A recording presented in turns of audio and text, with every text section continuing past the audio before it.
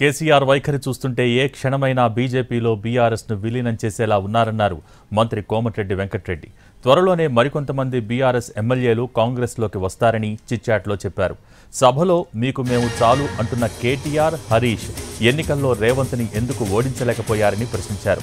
రాష్ట్రానికి ముఖ్యమంత్రి ఎలాగో ప్రతిపక్ష నాయకుడు కూడా అంతే అని చెప్పారాయన. కేసీఆర్కు ఏమైంది, సభకు ఎందుకు హాజరు కావటం లేదన్నారు. సభకు రాకపోతే కేసీఆర్ రాజకీయాలు వదులుకున్నట్టే అని అభిప్రాయపడ్డారు మంత్రి కోమటిరెడ్డి. 83 ఏళ్ల ఖర్గే ఆరోగ్యం బాగాలేకపోయినా సోనియా పార్లమెంటుకు హాజరవుతున్నారని తెలిపారు.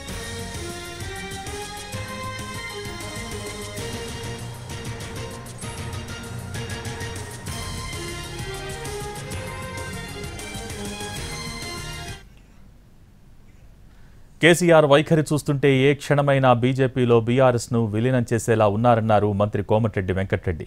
త్వరలోనే మరికొంతమంది బీఆర్ఎస్ ఎమ్మెల్యేలు కాంగ్రెస్లోకి వస్తారని చిట్చాట్లో చెప్పారు. సభలో మీకు మేము చాలు అంటున్న కేటీఆర్, హరీష్ ఎన్నికల్లో రేవంత్ని ఎందుకు ఓడించలేకపోయారని ప్రశ్నించారు.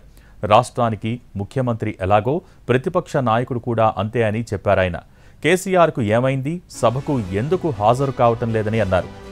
సభకు రాకపోతే కేసీఆర్ రాజకీయాలు వదులుకున్నట్టే అని అభిప్రాయపడ్డారు మంత్రి కోమటిరెడ్డి. 83 ఏళ్ల ఖర్గే ఆరోగ్యం బాగలేకపోయినా సోనియా పార్లమెంటుకు హాజరవుతున్నారని తెలిపారు.